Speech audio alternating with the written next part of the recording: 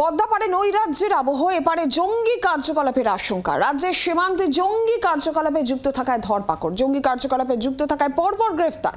অভ্যন্তরীণ বৈঠকে সীমান্তরে উদ্বেগ প্রকাশ বিএসএফ ডিজির। মণিপুর থেকে দক্ষিণবঙ্গে জওয়ানদের ফেরানোর সিদ্ধান্ত। দক্ষিণবঙ্গে 22 থেকে 24 কোম্পানি ফেরানোর নির্দেশ। নদিয়া, মুর্শিদাবাদ, মালদার যে সীমান্ত এলাকা পাখির চোখ বিএসএফ এর। যে খবর সূত্র মারফত পাওয়া যাচ্ছে, সীমান্ত লাগোয়া যে গ্রামগুলি রয়েছে সেখানে গোয়েন্দাদের শক্তিশালী করার নির্দেশ দেওয়া হয়েছে। গুপ্তচর এবং গোয়েন্দা শাখাকে আরো সক্রিয় করার ভাবনা। দক্ষিণবঙ্গ ফ্রন্টিয়ারের কর্তাদের ব্যবস্থা নেওয়ার নির্দেশ। সীমান্ত নিয়ে উদ্বেগ প্রকাশ বিএসএফ ডিজির। মণিপুর থেকে দক্ষিণবঙ্গে জওয়ানদের ফেরানোর নির্দেশ দেওয়া হয়েছে। পদ্মাপাড়ে নৈরাজ্যের আবহাওয়ার এপারে জঙ্গি কার্যকলাপের আশঙ্কা বাড়ছে। রাজ্যের সীমান্তে জঙ্গি কার্যকলাপে যুক্ত থাকায় ধরপাকড়ও শুরু হয়েছে।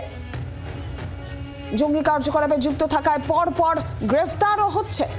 অভ্যন্তরীণ বৈঠকে সীমান্ত নিয়ে উদ্বেগ প্রকাশ বিএসএফ ডিজির। সীমান্ত নিয়ে উদ্বেগ প্রকাশ করেছেন বিএসএফ ডিজি।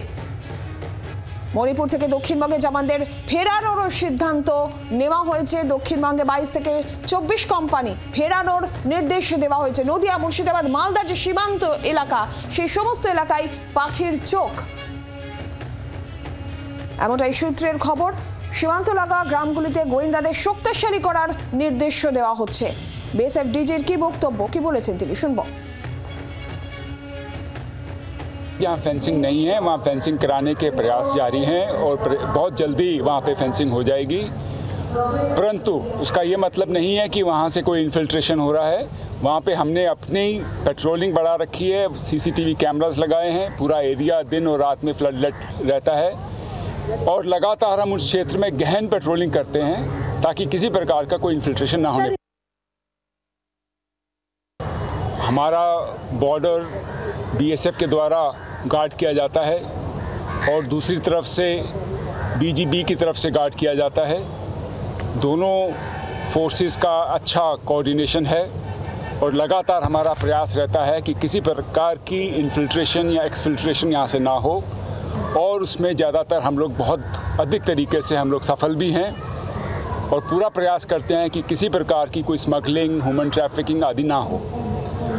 और हमारा ये प्रयास हमेशा जारी रहेगा और किसी प्रकार की कोई भी बात होती है उसको हम लोग स्टेट गवर्नमेंट, सभी हमारे अपने बीएसएफ के अधिकारी और संबंधित एजेंसीज मिलकर उसको एक चैलेंज के रूप में लेकर उसका कोई ना कोई ऐसा सलूशन निकालते हैं जिससे कि हमारा बॉर्डर हमेशा हमेशा के लिए सेफ रहे।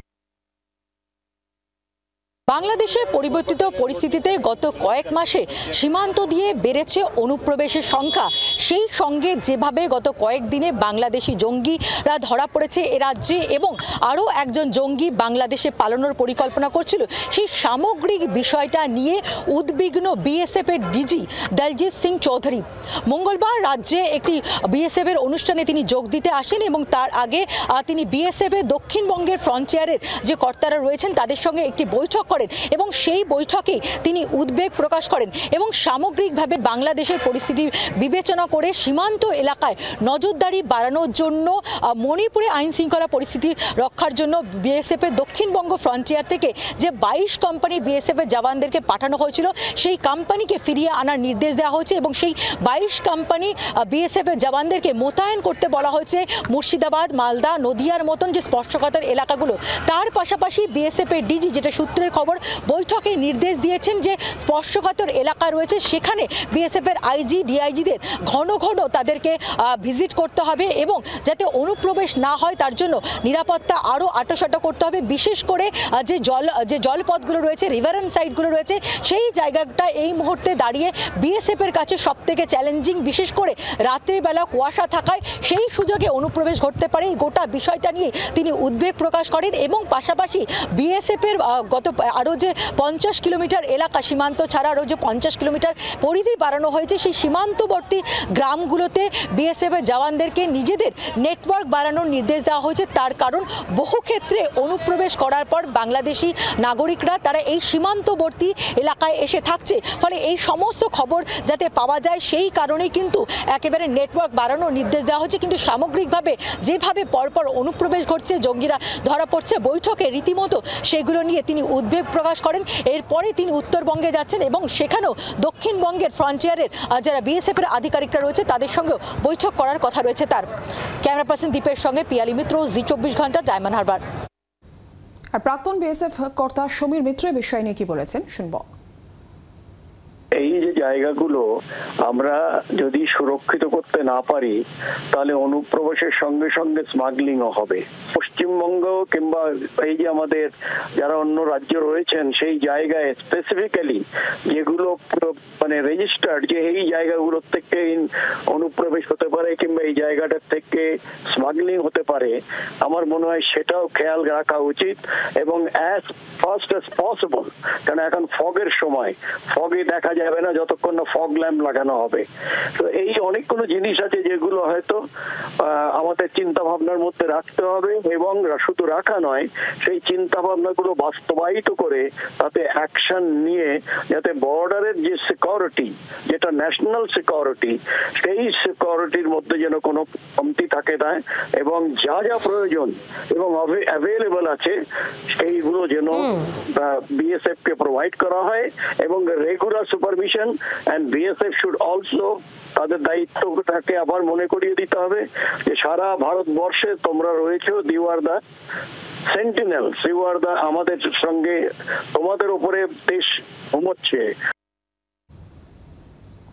প্রাক্তন এনএসজি কর্তা দীপাঞ্জন চক্রবর্তীর কি বক্তব্য এই বিষয়ে শোনাবো।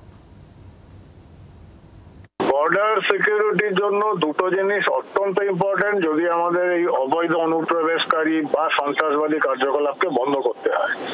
এক, বর্ডারকে প্রোটেকশন দেওয়া। Border protection in the sense international border, Bharat Bangladesh border, porous border, এবং এই যে জায়গাগুলো আপনারা বললেন নদিয়া, দক্ষিণ 24 পরগনা, উত্তর 24 পরগনা, মালদা, মুর্শিদাবাদ, জলা জঙ্গল, জমি, মানুষের বাড়ি, এগুলোর এত সমস্যা রয়েছে। তারপরে যেটা ছিল যে জমি দেয়নি সরকার, 72খানা আউটপোস্ট এখনো ব্ল্যাঙ্ক, সেখানে কোনো না ডিপ্লয়মেন্ট আউটপোস্ট রয়েছে।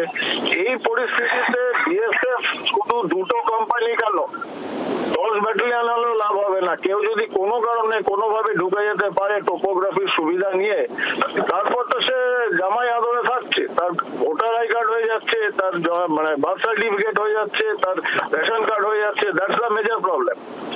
এখন যতক্ষণ রাজ্য এবং কেন্দ্র সম্পূর্ণ সমন্বয় করে না করতে পারবে রাজনৈতিক সদিচ্ছা নিয়ে রাষ্ট্রীয় সুরক্ষার জন্য, ততক্ষণ কিছু করা সম্ভব হবে বলে আমি মনে হয় না।